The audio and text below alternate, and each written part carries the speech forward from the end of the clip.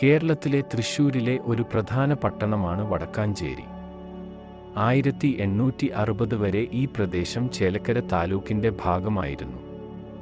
ഇപ്പോൾ ഇത് തലപ്പിള്ളി താലൂക്കിന്റെ ആസ്ഥാനമാണ്. മുണ്ടത്തിക്കോട് പഞ്ചായത്തുമായി ലയിപ്പിച്ച് സർക്കാരിൽ നിന്ന് മുനിസിപ്പാലിറ്റി പദവി നേടിയ വടക്കാഞ്ചേരി തൃശ്ശൂർ ജില്ലയിൽ അടുത്തിടെ മുനിസിപ്പാലിറ്റിയായി ഉയർത്തിയ ഏക പട്ടണമാണ്. ആലത്തൂർ ലോക്സഭാ മണ്ഡലത്തിന്റെ ഭാഗമാണ് വടക്കാഞ്ചേരി നിയമസഭാ മണ്ഡലം. തൃശ്ശൂർ ജില്ലയിലെ ഒരു ചരിത്ര നഗരമായ വടക്കാഞ്ചേരിക്ക് സമ്പന്നമായ സാംസ്കാരികവും ചരിത്രപരവുമായ പൈതൃകമുണ്ട്. കേരളത്തിന്റെ പരിണാമത്തിന്റെ ഒരു പ്രധാന ഭാഗമാണിത്. ചരിത്രപരമായി വടക്കാഞ്ചേരി ചേര രാജവംശത്തിന്റെ സ്വാധീനത്തിലായിരുന്നു. പട്ടണത്തിന്റെ ഫലഭൂയിഷ്ഠമായ ഭൂമിയും കേരളത്തിലെ രണ്ടാമത്തെ നീളം കൂടിയ നദിയായ ഭാരതപ്പുഴയുടെ സാമീപ്യവും ഇതിനെ ഒരു കാർഷിക കേന്ദ്രമാക്കി മാറ്റി.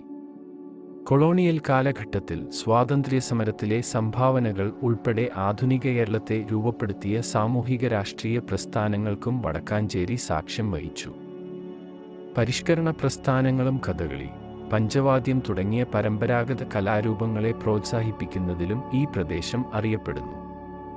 ഇന്ന് വടക്കാഞ്ചേരി അതിൻ്റെ ചരിത്രപരമായ പൈതൃകത്തെ ആധുനിക വികസനവുമായി സമന്വയിപ്പിക്കുന്നു. പുരോഗതിയെ ഉൾക്കൊള്ളുന്നതിനൊപ്പം ഒരു സാംസ്കാരിക കാർഷിക കേന്ദ്രമെന്ന നിലയിൽ അതിൻ്റെ ചാരുത നിലനിർത്തുന്നു.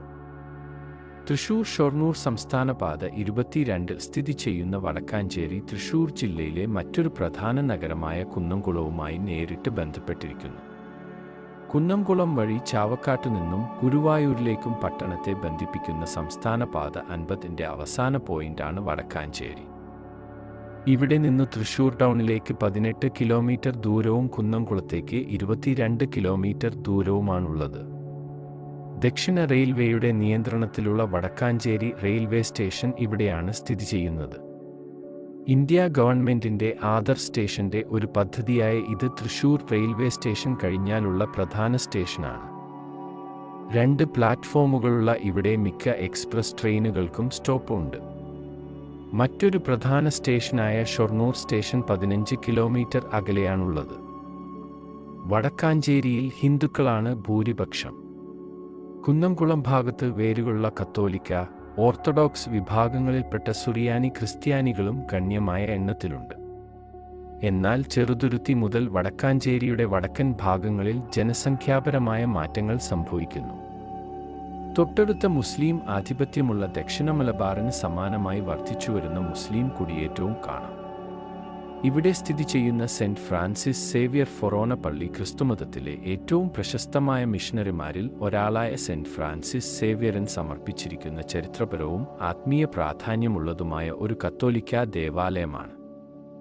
ഒരു നൂറ്റാണ്ട് മുമ്പ് സ്ഥാപിതമായ ഈ ദേവാലയം തലമുറകളുടെ വിശ്വാസത്തിൻ്റെയും സമൂഹത്തിൻ്റെയും ആണിക്കല്ലായിരുന്നു.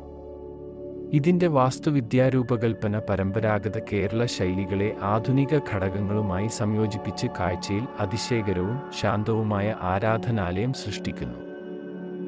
Government boys high school, government girls high school, Bharatiya Vidya Bhavan എന്നിവയാണ് വടക്കാഞ്ചേരിയിൽ സ്ഥിതി ചെയ്യുന്ന പ്രധാന സ്കൂളുകൾ.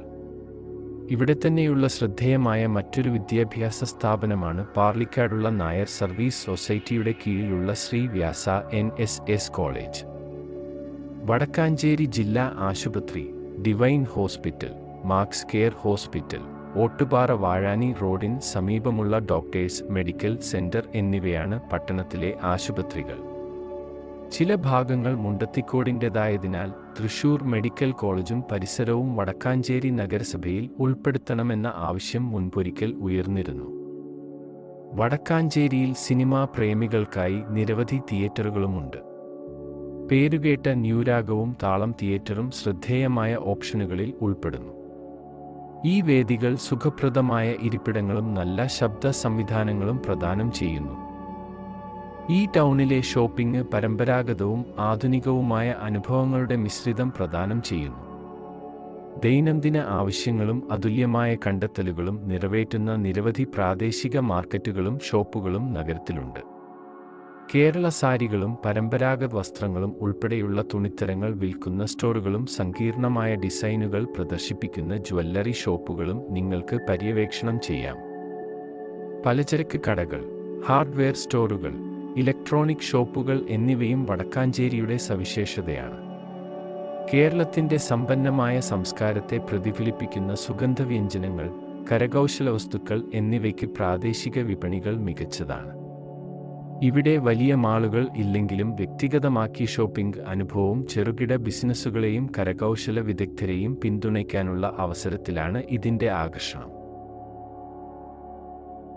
വടക്കാഞ്ചേരി നദി ജലസേചനത്തിലൂടെ കൃഷിയെ പിന്തുണച്ചുകൊണ്ട് പട്ടണത്തെ ആഴത്തിൽ സ്വാധീനിച്ച് നെല്ല് പോലുള്ള വിളകളുടെ വളർച്ച സാധ്യമാക്കുന്നു. ഇത് പ്രാദേശിക ജലസ്രോതസ്സുകൾ നിലനിർത്തി ഉപജീവനമാർഗങ്ങൾ പ്രദാനം ചെയ്യുന്നു. നഗരത്തിൻ്റെ പ്രകൃതി ഭംഗി രൂപപ്പെടുത്തുന്നതിലും ഈ നദിക്ക് ശ്രദ്ധേയമായ സ്ഥാനമുണ്ട്. കേരളത്തിൻ്റെ സാംസ്കാരികവും പ്രകൃതിദത്തവുമായ സൗന്ദര്യത്തിൻ്റെ ഹൃദയഭാഗത്ത് സ്ഥിതി ചെയ്യുന്ന ഈ പട്ടണം സമ്പന്നമായ ചരിത്രവും ഊർജ്ജസ്വലമായ കലകളും പരിപോഷിപ്പിക്കുന്ന നദികളും ശാന്തമായ പ്രകൃതി ദൃശ്യങ്ങളും ഉൾക്കൊള്ളുന്നതാണ്. ഒരുപക്ഷെ തൃശ്ശൂരിനെയും പാലക്കാടിനെയും ബന്ധിപ്പിക്കുന്ന ഒരു കണ്ണി എന്നും പറയാൻ സാധിക്കും. വീഡിയോ ഇഷ്ടമായെങ്കിൽ ചാനൽ സബ്സ്ക്രൈബ് ചെയ്ത് അഭിപ്രായം രേഖപ്പെടുത്തൂ.